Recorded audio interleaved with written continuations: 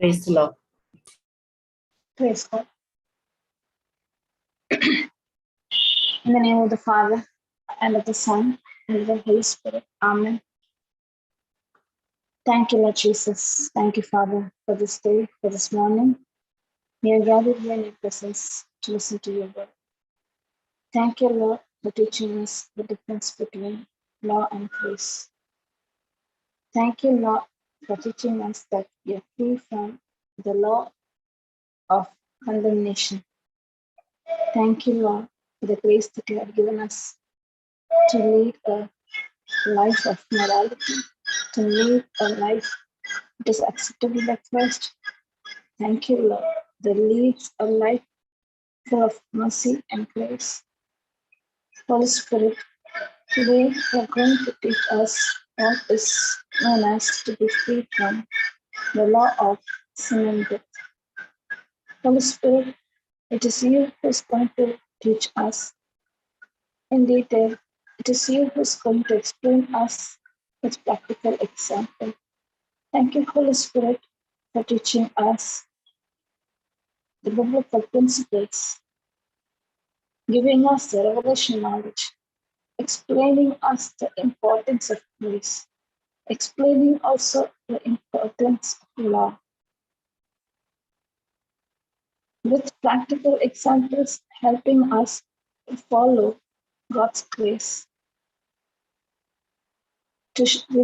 Thank you for revealing us the importance of grace. Grace is not given to commit sin. The more and more we understand grace, our mind is revealed. We come to know that we are the true identity in Christ. We are made in the identity in Christ. Our identity in Christ, that is, we are the children of God. This knowledge, this understanding will help us to be free from sin and death. Thank you, Holy Spirit. It is you who is going to teach us, convict us. We submit ourselves to your word, to your promises. Thank you, Lord Jesus, for the truth. And the truth has set us free. Thank you, Lord. In Jesus' name we pray.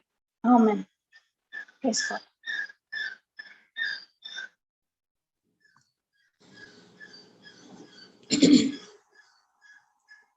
Praise Jesus. When we see about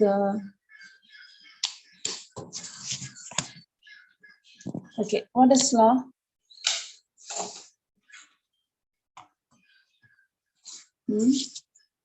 Law.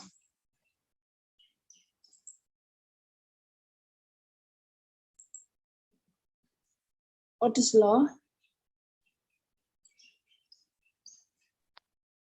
Set of rules.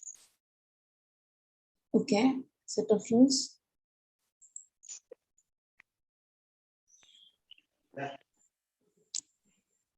The other definition for law? The other definition is there for law.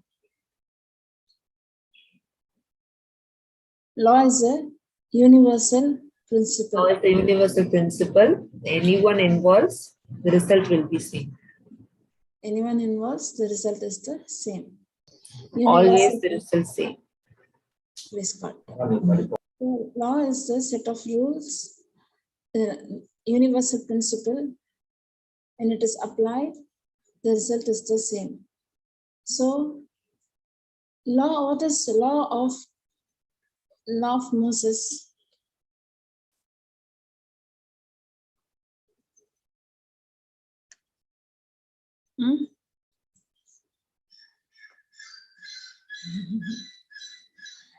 Praise God. Thank you, Holy Spirit. Thank you, Jesus. Okay, when we see law given by Moses it shows us God's standard. It shows us the rules to the law enforcement. We used to say the rules and regulations that are given. If we follow that, we'll be blessed. Otherwise, we will be punished. When it was in the old covenant, we need to know. When Romans might, I can put Romans chapter 8:2. Romans chapter 8:2.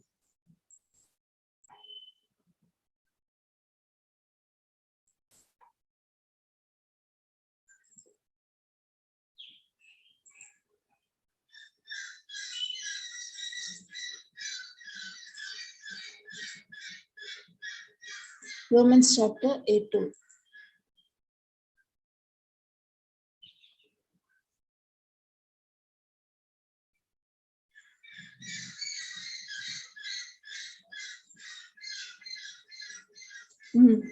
For the law of the Spirit of life in Christ Jesus hath made me free from the law of sin and death.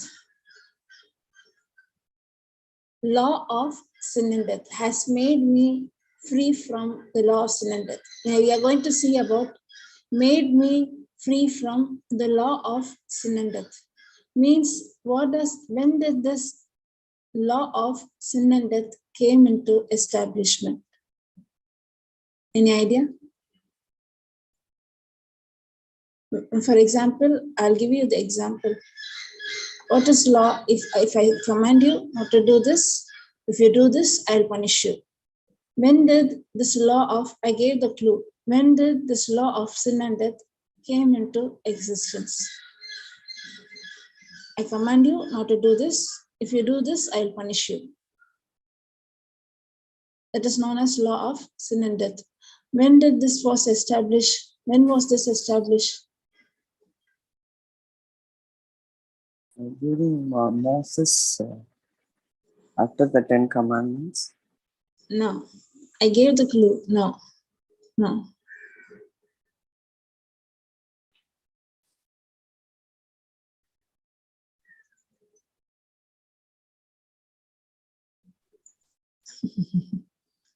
Praise God. It's a very tricky question, no? I command you, you should not do this. If you do this, I'll punish you. Praise Jesus. அக்கா question ஒரு வாட்டி தமிழ்ல கொஞ்சம் கேளுங்க. Law of sin and death ன்னு சொல்றாங்கல்ல, law of sin and death. அதுக்கு எப்படி வருது எல்லா வசனம்?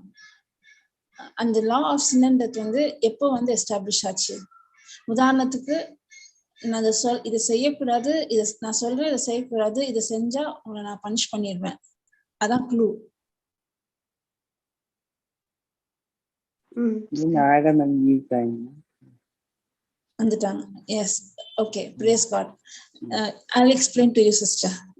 The law, when God created the world, immediately the law was not existed. We should have a clear understanding. God created everything. God created everything, and He gave the man the authority, the power to control, to rule, to have dominion over this world. God gave a quality, God gave a nature in man, that is free will, freedom of choice. Correct? God gave human, man was made in the image of God. Man was made in the likeness of God. Man was given a quality, a nature known as, he has his free will. He can choose what he wants. Freedom of choice was given to him. Am I right? Yes, sister. Yes. So in order to establish that freedom of choice, man has that freedom. Means there should be some option. There should be some, and that is why God said that when God said also, the law was not established. The law of sin and death was not into existence. We should have this clear understanding. God gave man the freedom of choice. If you have the freedom of choice, you need to establish that. I have already said that, for example, you have your child. He wants to take, he's going to 7th standard. He need to take any subject of his choice. Some will be interested in maths, some will be interested in science, some will be interested in commerce, economics. Depending upon their choice, they need to choose. Means you need to have many options. You bring your child, you make him to take whatever you want. You can take, you can have. So you're giving your child the freedom of choice to choose the subject that he is desiring. So options are there. But if you take your child and give him only one option, only maths, biology is there, and your son and your daughter or son is not at all interested in biology, but only one option is there, If you force them, is it freedom of choice? And you say that you can take what subject you want, but in that school only one option is there. No, it is not. It is not a freedom of choice. There is Then no freedom. yes, then there is no. So man is given this nature, this quality, the free will to choose. But there was no option. In order to establish his free will, in order to make his decision, to establish his free will, God is giving one command. God is giving him one option, we can say. God is making a way to make the right choice. And God did not give God did not say anything so big, a small thing. There are in the Garden of Eden, in the middle, there are two trees. One is knowledge of good and evil. One is tree of life.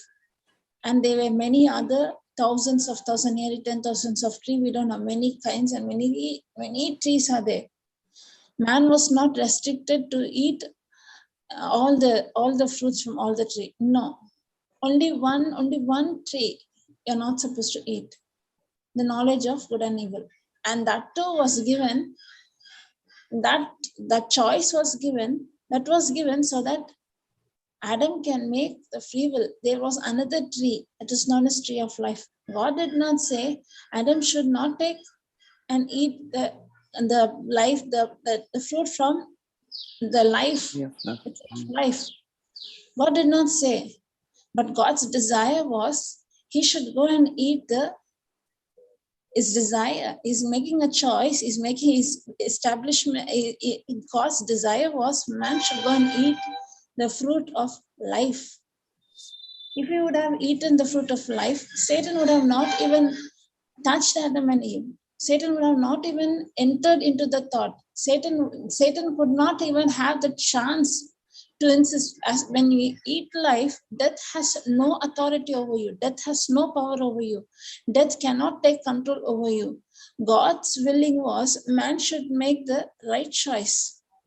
God was very conscious. God, even that when we see the tree of knowledge and good and evil, God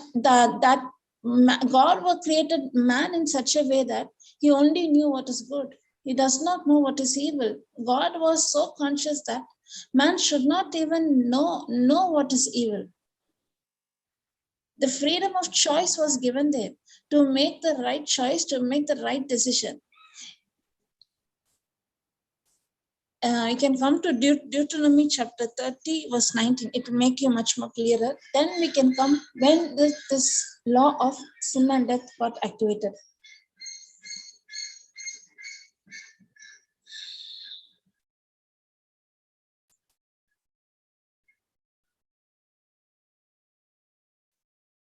Praise God. 30:19.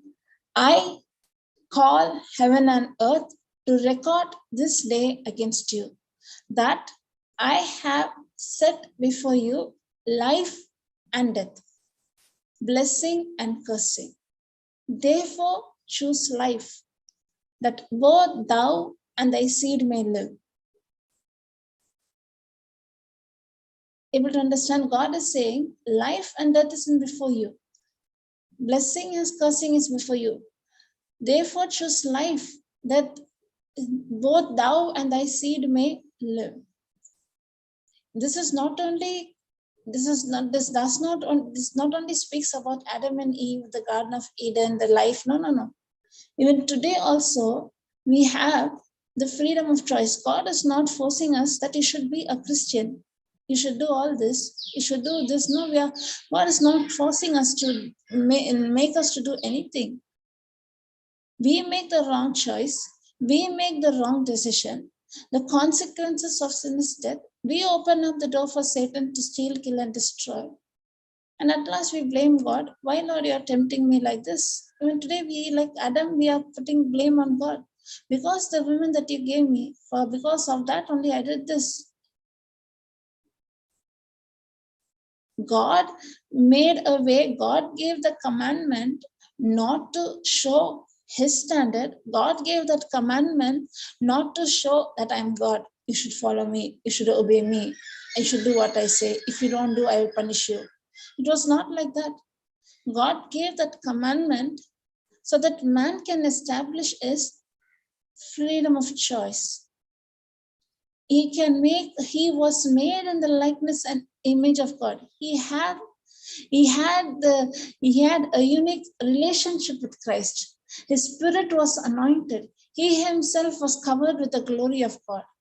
If he would have been stubborn, I will not hearken to the voice of the enemy, he would have not even eaten the fruit.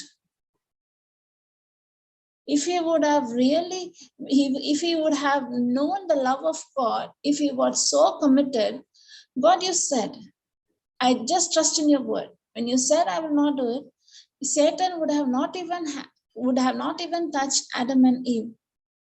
The moment they made the decision to listen to the voice, to listen to the word that is contradicting to God's word. God is saying, if you eat the fruit of this tree, you will die.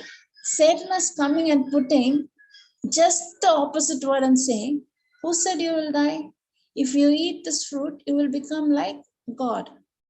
Deception, deceiving. Even today, his weapon is deception and deceiving. Exactly, he'll come and put thoughts in us contradicting to God's word and God's promise.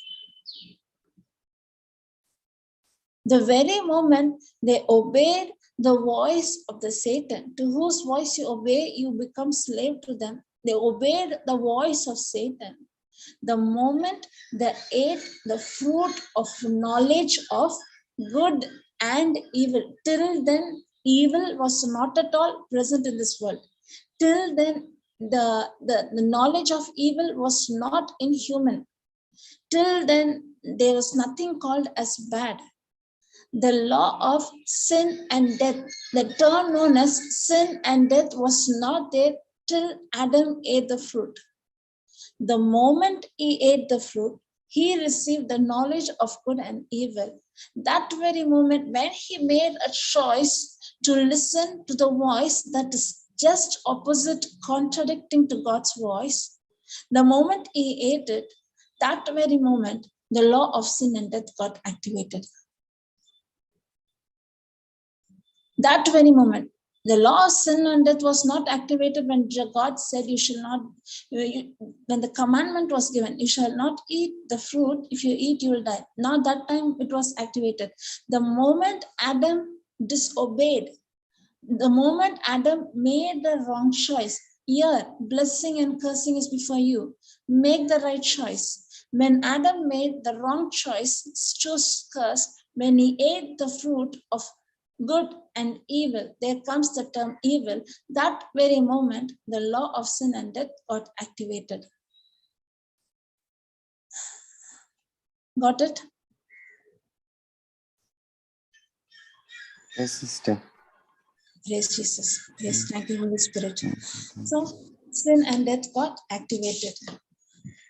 Even when we see in the, we have already seen, just we can go to and recap. Yes, Adam and Eve sin, we know the story. Then God will send them out of the Garden of Eden so that they will not touch the fruit of life, and they will not be there. So if they touch the fruit of life, the plan of redemption cannot be established. Jesus Christ cannot come into this world. Just imagine during the period of Noah, the complete world was in sin. If Noah's flood was not there, even the generation of Noah would have been corrupted. Even their generation would have been corrupted. There would have been no way for Messiah to be born into this world. But for us, from our childhood, we are taught that God is God of judgment. God is God of judgment. God is God of justice. Yes, God is God of justice. But we think that God always looks at our fault. God always points out our mistake. We should do our confession regularly. Otherwise, we'll end up going to hell. God is a punishing God. God is a judging God. God is full of rules and regulation. Christian life is full of rules. You should not do this. You should not do that. If you do this, all the 10 commandments are being enforced on us. We think that we ourselves has created even we ignorantly teach our children. If you see God is watching, and don't think that mama is here, I am going there, I'm going to do my work, but God is watching. And then only angels will write down, Satan will write down. If you do any wrong, Satan will write down. We'll used to threaten our children. We put a fear in them, and that is how we taught the principles of God in our children. Is it a right way or wrong way?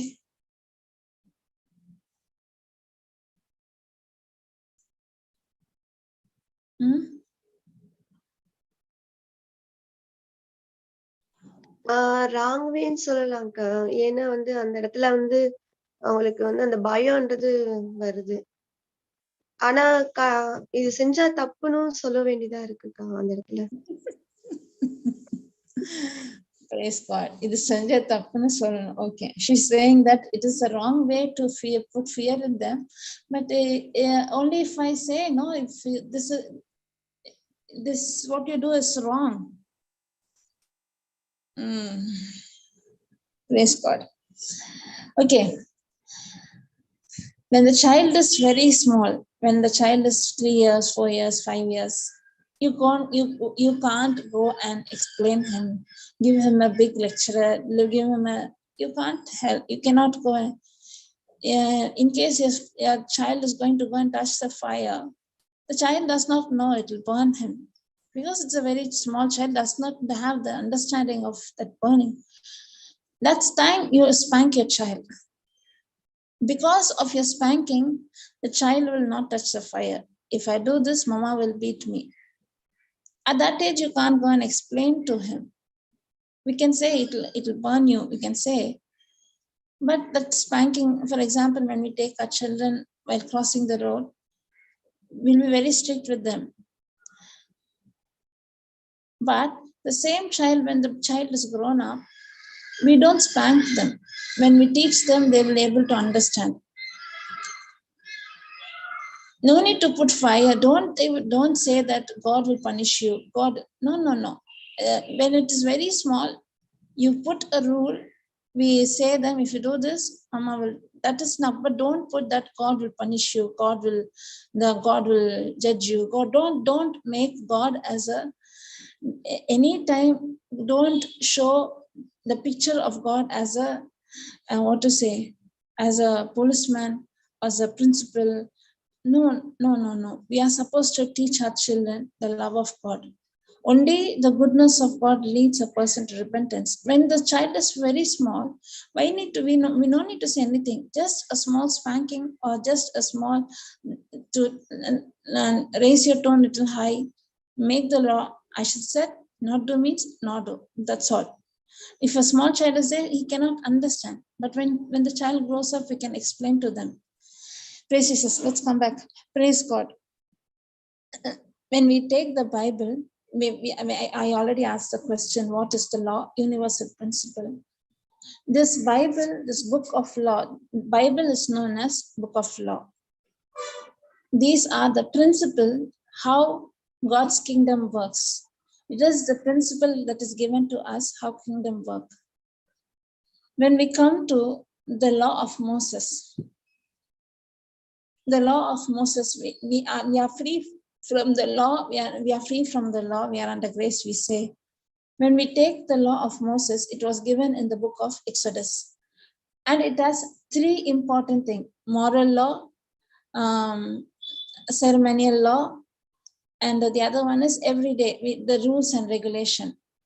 All this moral law, we say the term moral law, this morality, I've already said yesterday. This is already placed in human heart. When the moment he ate the knowledge, he ate the fruit of knowledge of good and evil, he in his intuition, he knows that this is wrong, this is right. The moral law, the morality, the moral was there even before the law Moses was given. You can go to Romans chapter 2, verse 14. We can go there, Marita. When I saw the scripture is speaking to me. For 3 days, I'm only pondering on this particular scripture. Romans chapter 2, 14.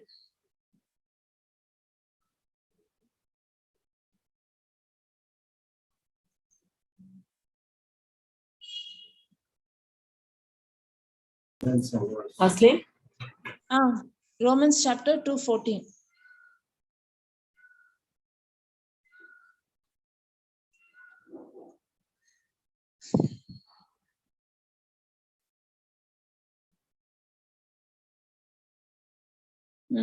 For when the Gentiles, which have not the law, that means the law of Moses, do by nature the things contained in the law, these, having not the law, are a law unto themselves. Even without knowing the law of Moses, everyone has that. That is what, when we see the life of Joseph, life of Abraham, we can see that they had a relationship with God. They knew that they had done this mistake. Abraham repented for his mistake. Joseph said that I will not commit this sin against God. They had that moral intuition was there in them even before the law of Moses was given. Even before the law of Moses was given, they had. For when the Gentiles, which have not the law, even in today's world, we can see, other than Christians, we can see the people from other faith having certain good qualities, certain good nature, to give food for the poor, to do the good things. We can see they themselves are setting up certain laws, and they do follow the moral principles. The moral principles are being followed. For when the Gentiles, which have not the law, do by nature the things contained in the law, these, having not the law, are a law unto themselves. When we see in Exodus chapter 20 onwards, the rules and regulation, especially we have nearly 10 commandments. There are 600 plus rules and regulation to establish this 10th commandment. We know that you should not steal. We know the 6th commandment, you should not steal. But even those who do not know 10 commandments, they know that robbing, stealing is sin. Am I right? Even without knowing this 10th commandment, people from other faith know that I should not rob. We know that the law says that you should not commit adultery. But even without having this book of law, people from other faith, they know that we should not commit adultery. Am I right?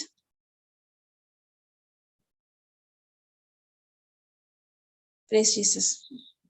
So people know that. Then why was this law given, and why God said that you are free from a law of sin and death? What does that mean, that we are free from sin and death? We can go to Romans chapter 8 verse 1 and 2. Romans chapter 8. The book of Romans 8 full chapter will give you the clear picture of who you are in Christ Jesus.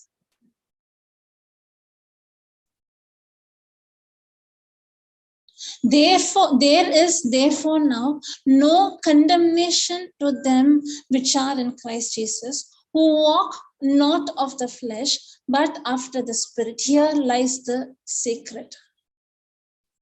When we are in the new covenant, means I have received Christ as my Lord, God, and Savior. I'm anointed, I'm sealed with the anointing of the Holy Spirit. Means Holy Spirit himself is dwelling in me. Now I'm leading a life by the administration of the Holy Spirit. And this Holy Spirit in me is not there to condemn me, but he's there to convict me. But when I did not have this anointing of the Holy Spirit, I was under the law. Before accepting Jesus Christ, I was under the law. I don't have the anointing of the Holy Spirit. I need to follow the rules and regulations. If I do not follow, I need to face the consequences. For example, in Deuteronomy chapter, Deuteronomy chapter 18, where the blessings and curse comes, all the laws of all the books of the blessings and curse. When we take that Old Testament, God speaks about, if you do this, you will be blessed. If you don't do this, you will be cursed. We were under the law of sin and death before accepting Christ. Man need to keep the law. Actually speaking, the law is not sin. The law shows us who's God, whose nature is it. But we need to keep them to see God kind of life. If I do not obey the law, obviously I am under curse before accepting Christ. In order to see blessing, I need to follow the rules and regulation. And that ministry under the law was done by rules and regulation. If you do not commit this, this will be the consequences. Oh God, I should not have this consequences, so I will not do. I did not commit sin, not because I love God. I did not commit sin so that I will not be punished. I will not allow curse to come upon me and my family.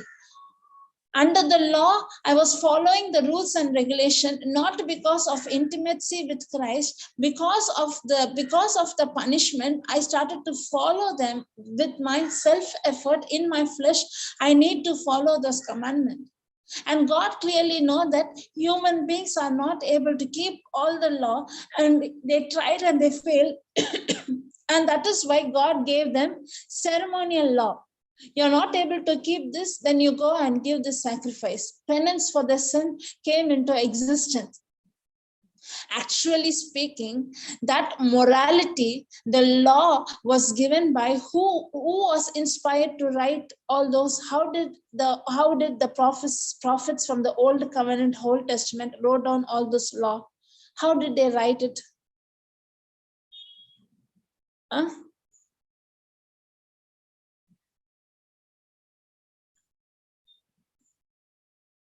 Silence.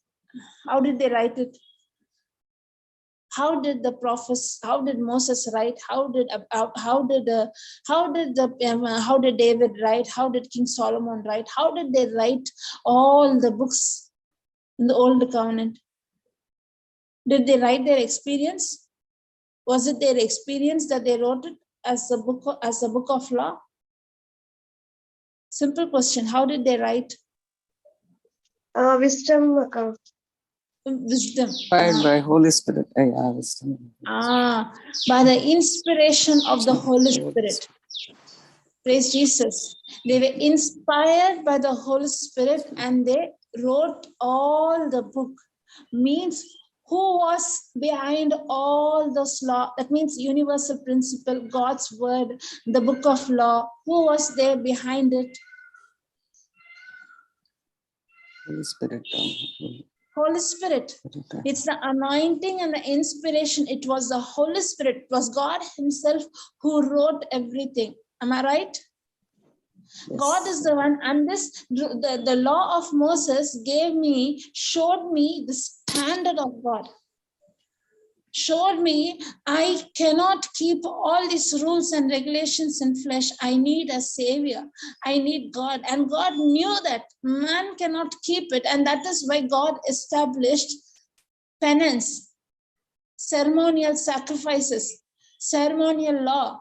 You need to do this penance, fire burning, this burning, sin sacrifice, what all. You should give cattle, you should give bulls, you should do this, that, this, all the ceremonial. You should keep the Sabbath day holy. All the ceremonial law came because God clearly knows that man cannot keep all the law in his flesh, because his flesh is already, when Adam made the wrong choice, is all the law of sin and death got already activated. He cannot fulfill because he's a fallen human nature. He does not have the dwelling of the Holy Spirit in him to follow this. He cannot make the right choice. He cannot live a godly life by a self-effort. And God said that led the person. It made Jewish people to realize that they need the Savior, they need the Messiah, they need someone to come and redeem them. Actually, this law was written by the Holy Spirit, anointing of the Holy Spirit. And today, the moment I had accepted Christ as my Lord, God, and Savior, the same Holy Spirit who wrote the law is inside of me is not there to condemn me, but to convict me. For example, the old covenant, if you do this, this is the punishment. If you do that, that is the punishment. If you're not able to keep, this is the penance. This is the cut. So because of fear, I started to follow the rules and regulation. Because of the punishment, I started to follow the rules and regulation. When I fall to do something, immediately I went and gave a sacrifice for the sin which I have done. The old covenant caused condemnation, guilt. I'm guilt of doing this. The law of sin and death enforced condemnation. I was condemned. But the new covenant, the ministry of the Holy Spirit, is the administration of the Holy Spirit. Holy Spirit in you is leading you through the truth. Holy Spirit in you is not there to condemn you, but the Holy Spirit in you is to convict you. For example, when we are experts in teaching on grace. When we see someone, when we know that they are in a sinful life, where we know that they are in a worldly life, we have received, but they are in some trouble, they are in some pain, they are facing lots of financial issues, some issue they are facing, but we know that that person is completely in the world. That person does not know anything of God's word. He is completely in the world. So we start to teach them, but for example, he's in a big crisis, in financial crisis. We start to teach him the kingdom principle. We start to teach him the love of God. We say that, brother, sister, don't worry. God has already redeemed us from the curse. He took our poverty. He paid the price for us. We'll teach them God's principle. We teach them, brother, you confess the scripture. Thank you, Jesus, for redeeming. Confess Galatians 3:13, we say them. Confess Ephesians 1:3, we say them. We are blessed with all spiritual blessing. We'll say that the word of God will not go void. It will accomplish the purpose it is sent forth. We'll show him complete grace, and even that person will accept God. And he had received Christ. He is set free. He started to live a new life. But he does not know much about anything of the Bible, but he knows God. Okay? When he knows God, now he had accepted Christ, but he does not know biblical principle. He does not know, because he does not know the word. He's very new. He's a baby Christian. In case after accepting Christ, when he makes a mistake, what would be my reaction? I am the person who taught him grace and showed him who Christ is. He accepted. The same person, when he falls, I would be the first person to condemn him. Brother, don't you know what grace means? Why did you do this? I will be the first person to condemn him. Am I right? We'll point out finger. Why did you do this? But you know what the Holy Spirit will do? He will not condemn, because Holy Spirit in you know that you are a baby. For example, we people, sometimes we know that we are no more under the law, we are under the grace. Many a times, instead of teaching the truth, instead of convicting, we start to behave according to the law, we start to condemn the person. But Holy Spirit will not do that. In flesh I can do, but the Holy Spirit in you will not do that. What does the Holy Spirit will do is, for example, when the baby is there, when the baby starts to walk at the age of 1, what, Sister Lily? Praise God. Yes. Sister, do you remember when your son was 1 year old, when he started to walk? Yes, very much. The first step that he made take us to step to walk, he would have fallen down, right? Yes. Then you started to spank him and scold him. Don't you know anything? Come on, walk. Did you do that? No, I didn't do. I was protective about him and I was helping him. You were protective. You said, what did you do? You just picked him up and you made him to walk again. Yes. Right?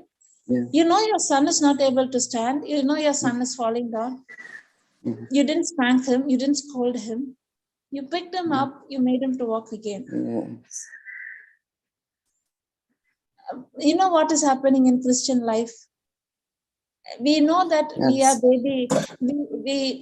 We ourselves condemn ourselves sometimes, or we also find fault on others. We are not knowing that when a person is a baby Christian, he's just a small baby. He's learning. You know what Holy Spirit is doing, sister? What you did to your son.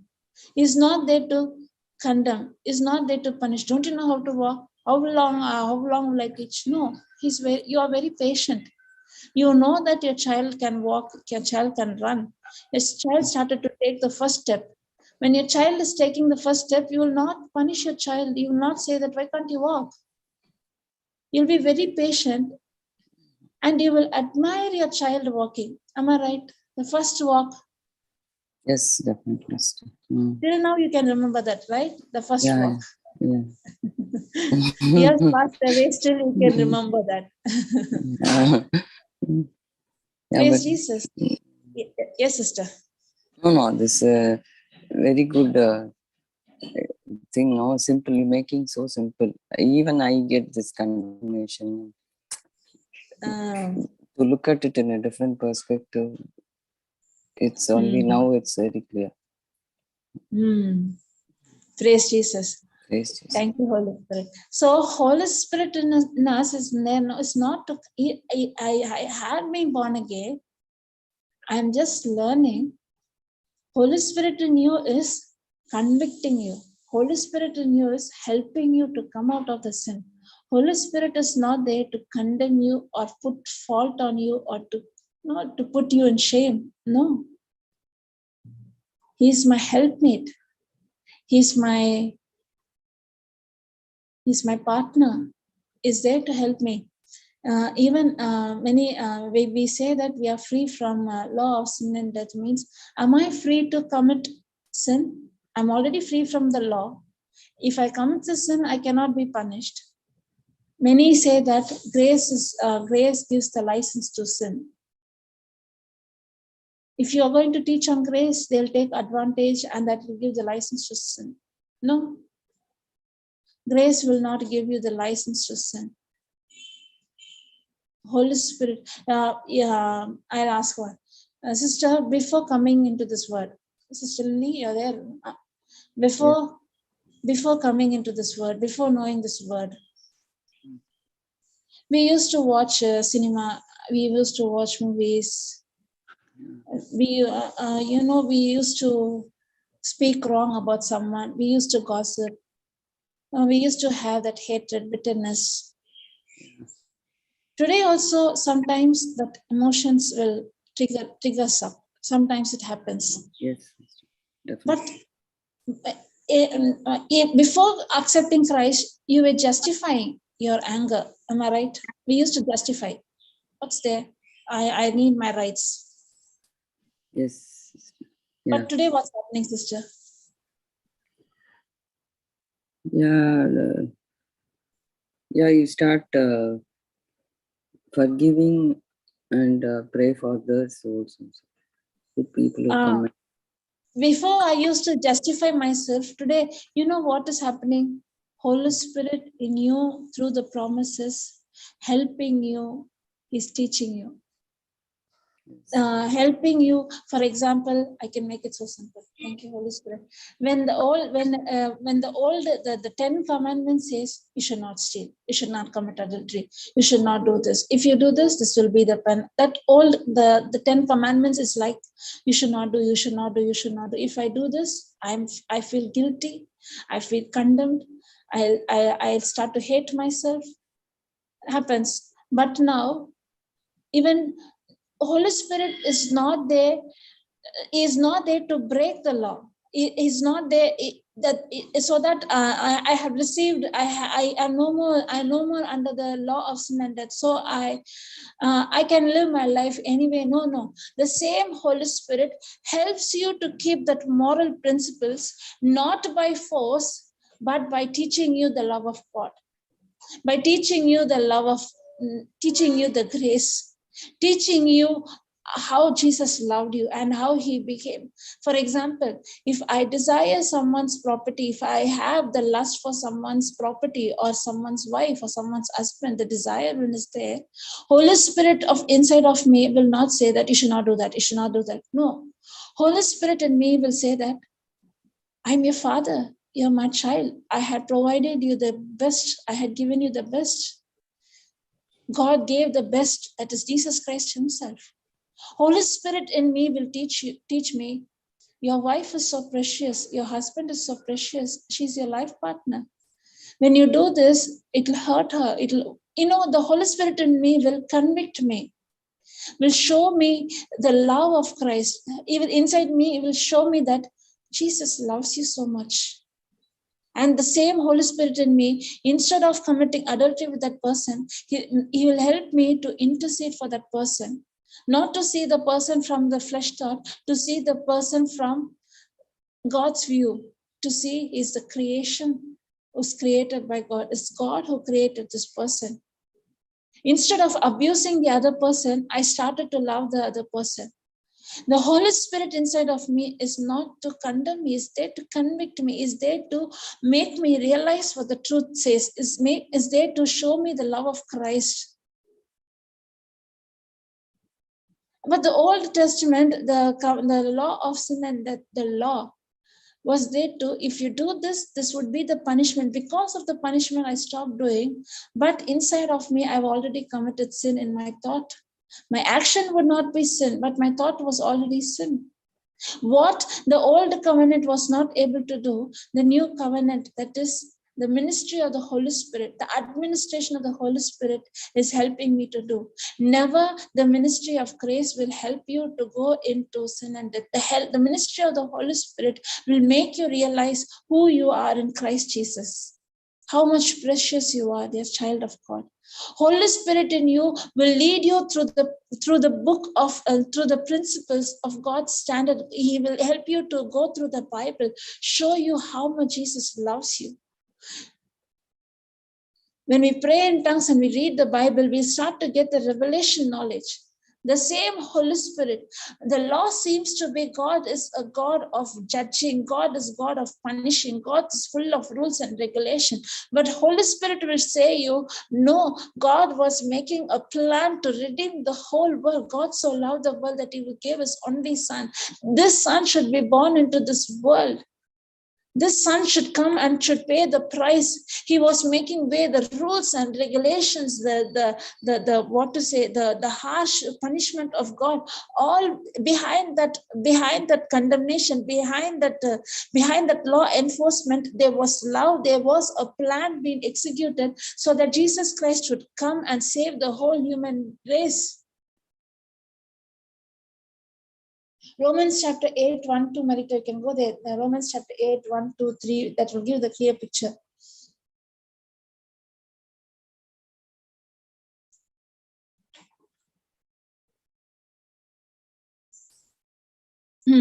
For what the law could not do is that it was weak through the flesh.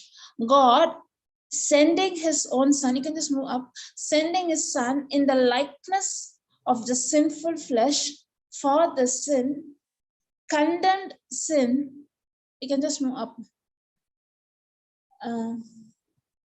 Where did I leave? Okay, condemned sin in the flesh, that the righteousness of the law might be fulfilled in us who walk not after the flesh, but after the Spirit. For they that are after the flesh do mind the things of the flesh, but they that after the Spirit, the things of the Spirit. Now we are no more under the law. We are no more led by the flesh. We are no more led by the rules. We are not governed by the rules. But the moment I had accepted Jesus Christ as my Lord, God, and Savior, I am being led by the Holy Spirit, who who was the author of all the law, who now the law is inside of me, it is already written in me. And Holy Spirit, through the promises of God, help me to understand the love of God, help me to live a life to fulfill the law, not by action, but by the renewal of my mind through the promises of God's word.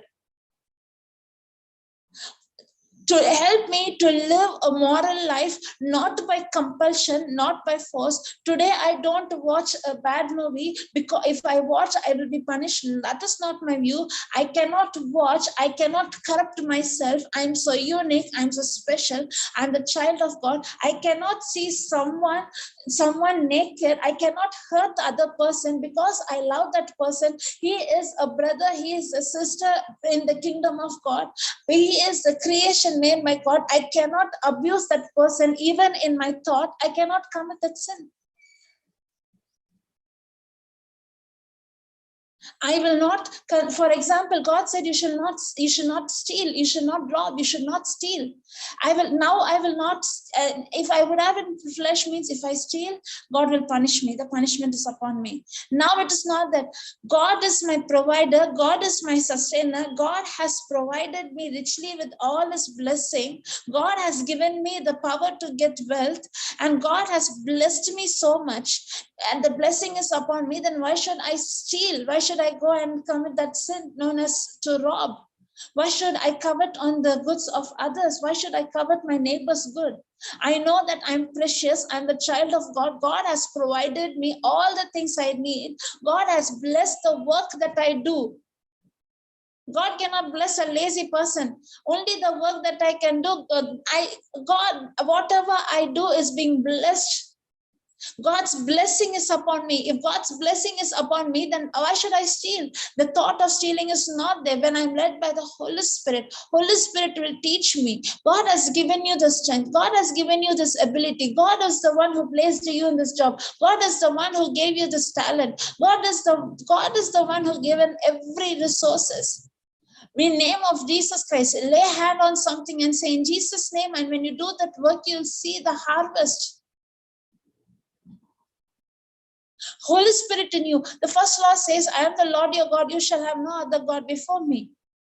The law says that if you have any other God, when we see the old covenant, when we see the book of the in Israelites, in the old covenant, whenever they went and started to worship the pagan god, the other god, when they had that relation, when they gave marriages with the pagan worshipping, God says that I'm a jealous God. I cannot tolerate that you're going and worshipping. But Holy Spirit, the law says that you should not worship. If you do that, you'll be punished. But the Holy Spirit in you will teach you, will show you. He is the one. God so loved us. God created us in his likeness and image. He created the earth, the Psalms 115:16. God created everything. God loved us so much. He gave the power to rule this earth. God made us as to have dominion over every creation. God loved us so much. He made us in his likeness, in his image. We are so precious. Not only that, God so loved the world that he gave his only son. We were all destined to go to hell. God loved us so much that he gave his only son to redeem us. Holy Spirit in you will convict you in such a way. He'll start to pour out, show you the love of God towards us. Holy Spirit in you will teach you that God so loved you. He had given everything. There is nothing that he can give. He gave his precious gift, that is his son. When you know that love of God, you will not go and worship other God. I am the Lord your God. You shall know. For me, God is God. For me, money is not God. Riches is not God. I will not keep my trust in the riches. I will not keep my trust in my business. I will not keep my trust in my spouse. I will not keep my trust in my children. I will not keep my trust in my education, my MSc, MPhil, PhD. I will not keep my trust in my education. I will not keep my trust in my properties. I will not keep my trust in my parents. I will not keep my trust anything of the flesh. I know God is my source. God is my sustainer. God is my dad, my father. He knows what to give at right time. He can give. Holy Spirit is there not to condemn you. Holy Spirit in you is there to convict you. Honor the father and mother. Old covenant says, if your child is rebellious, stone the child to death. The old covenant, the law is you should honor your father and mother. The rule is if you don't honor your father and mother, the lifespan of the child is low. The lifespan of the child is less, according to Proverbs.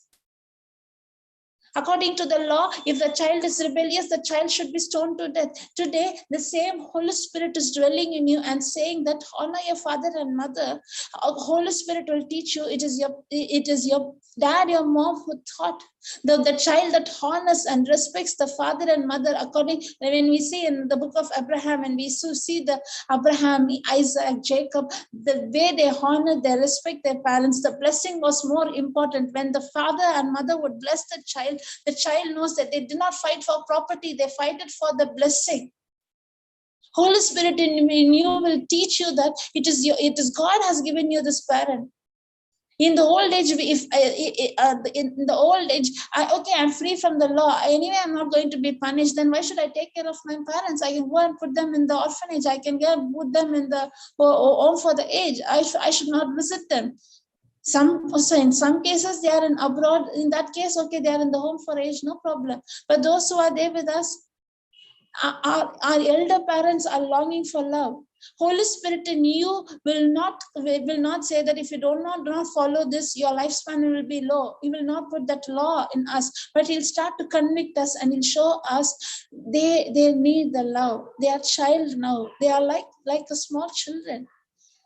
And they will show you how much they loved you. They sacrificed for you. How did they sacrifice their life for you? How much they loved you. The Holy Spirit in you will show the love that your parents had towards you. Even at the old age, Holy Spirit in you will convict you in such a way to take care of them. That itself is a blessing upon us and upon our generation. The blessing of the elderly person is a great thing. In olden days, they used to take us to our grandma's house, grandpa's house to get that blessings from them. But in today's case, parents are not honoring them. Grandchildren are not at all respecting them, not even knowing that value that elders are so. We should respect them. We should honor them. We should not hurt them by the words. We should not wound them. We are not teaching our children. We are prioritizing our children much more than our parents, insulting them.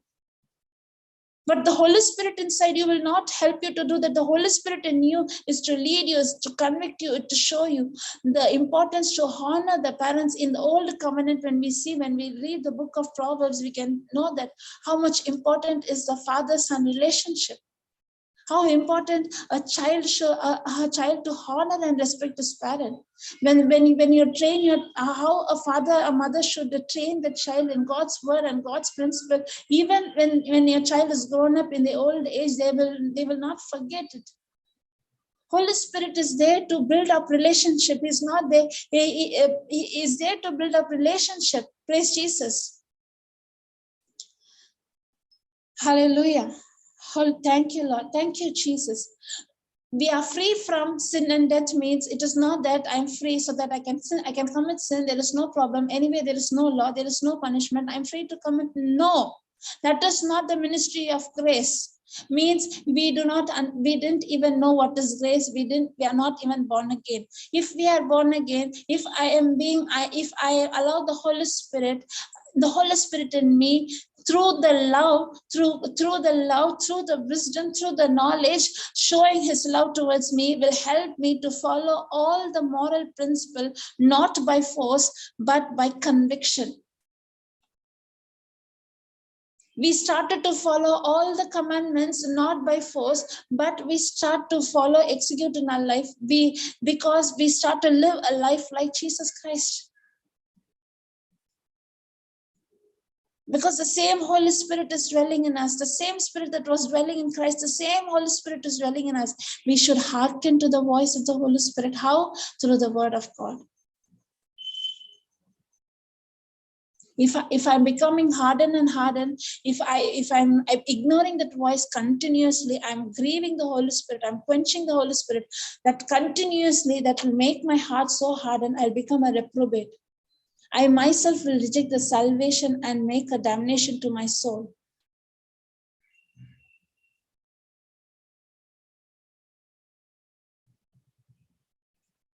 Thank you, Lord Jesus. Thank you, Father.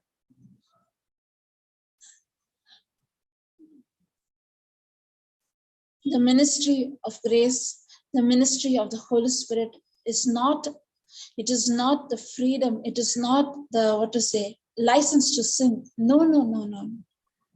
The conviction of the Holy Spirit, the ministry of the Holy Spirit, the administration of the Holy Spirit, who has written the law, the old covenant, the book of law, the same Holy Spirit is dwelling in me, is there to lead me to live a life according to God's word. Help me in my weaknesses. Comfort me when I'm broken, when I'm fallen. Encourage me with the word. He's not there to condemn me, to point out my mistakes. No.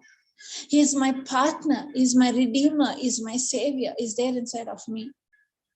Thank you, Lord Jesus. Thank you, Father, today for teaching us this teaching, giving us a deep understanding. There is much more to understand, Lord. We have only discovered 0.1% of your conviction of your love.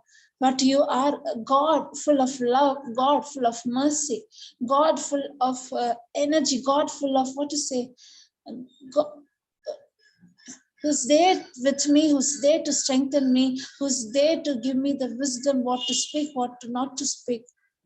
24/7, Lord, you are speaking. But many a times we are not tuning to your voice. We are listening to the world. We are listening to the voice that is contradicting to your word. And we ourselves fall into certain temptation. And at last we are blaming you for the mistake that we do. We are extremely sorry, Lord Jesus. We dedicate our life to listen to your voice continuously, Lord. Thank you, Lord Jesus, so that we can go and we can also share what we have received, the freedom, so that others can receive the same freedom and they can live a life full of joy and peace and become a blessing to others. Thank you, Lord Jesus. Thank you for this amazing grace. Thank you, Lord, for the ministry of the Holy Spirit. Thank you, Jesus. Thank you, Father, for teaching us this truth, and this truth has set us free. Thank you, Jesus. In Jesus' name I pray. Amen. Amen. Amen. Amen. Praise God.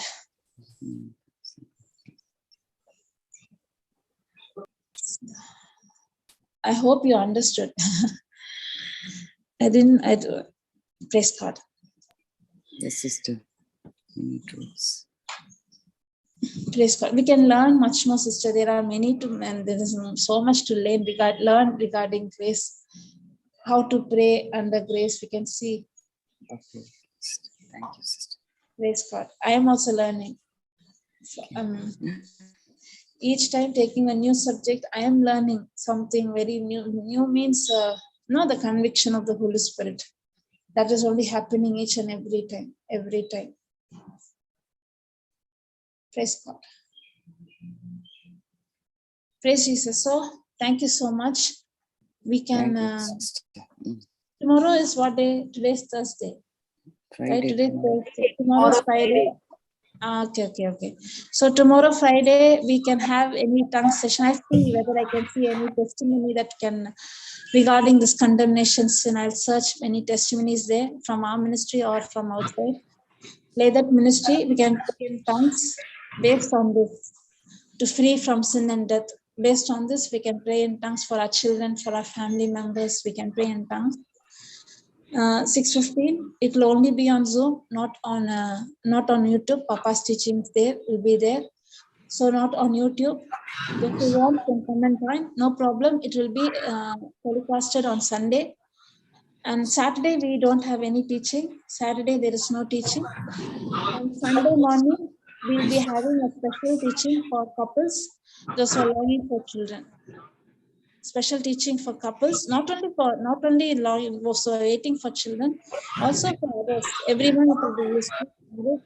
You can come and join. I'll see to that we'll have a testimony on Sunday. I'll see to it. We can have a testimony on Sunday. So Sunday, same time, 6:15. Tomorrow also there